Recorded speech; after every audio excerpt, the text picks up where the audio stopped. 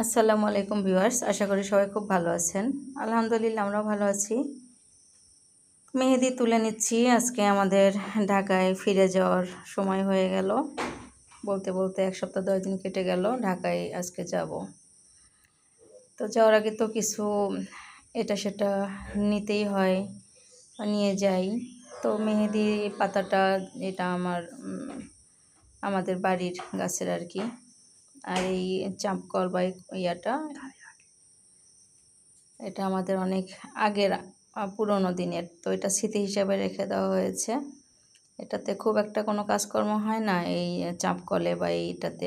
তারা আমাদের শাশুড়ির বা তাদেরও আগেকার দাদা শ্বশুর দাদি শাশুড়ি সময়কার এটা স্মৃতিস্বরূপ রাখা আছে।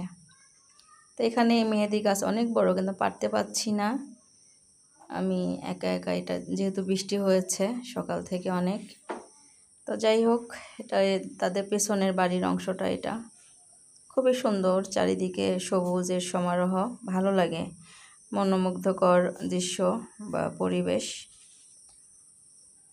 তারপরেও শহরে একটা তো কাজের কারণে হোক বা যে কারণে হোক ফেরার প্রয়োজন আছে, ফিরতে হবে। তো যাই হোক, যাওয়ার আগে একটু ছাদে উঠে নিলাম। এটা আমার আরেক চাচা শ্বশুরের বাসা। মাত্র কাজ চলতেছে, উঠে একটু ছাদ থেকে আমি আরেকটা কি যেন পাতা বলে সেটা পাড়ার চেষ্টা করলাম। তো আমি আর সেটা করলাম না, কি তেলাকুচু না কি জানি বলে, যাই হোক সেটার পাতা, কারণ সেখানে আমার পা স্লিপ করার ভয় ছিল।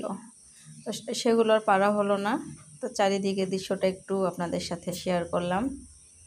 এগুলো সবগুলো, এই যে এটা আমার চাচা শ্বশুর বাড়ি, এটা তো আমাদের বাড়ি, সাদা বিল্ডিংটা।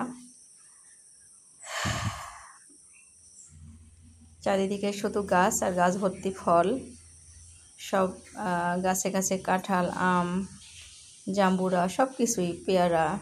এখন তো ফলেরই মৌসুম চলছে। যাওয়ার আগে একটু স্মৃতিটাকে ধরে রাখবার জন্য আরেকটু ভিডিও করে নিলাম। অনেক ব্যস্ততা, অনেক কিছু আমার তুলতে হবে, প্যাকিং করতে হবে, গুছিয়ে নিতে হবে। সেই ফাঁকেই একটু ওই শাকটা তোলার জন্যই ছাদে উঠেছিলাম, কিন্তু আমি আর সাহস করে সেটা তুললাম না, কারণ এটা পড়ে যাওয়ার ভয় ছিল। তো যাই হোক, আমি আপনাদের সাথে শেয়ার করতে পেরে আমার ভালো লাগলো। জানি না আপনাদের কতটুকু ভালো লাগবে।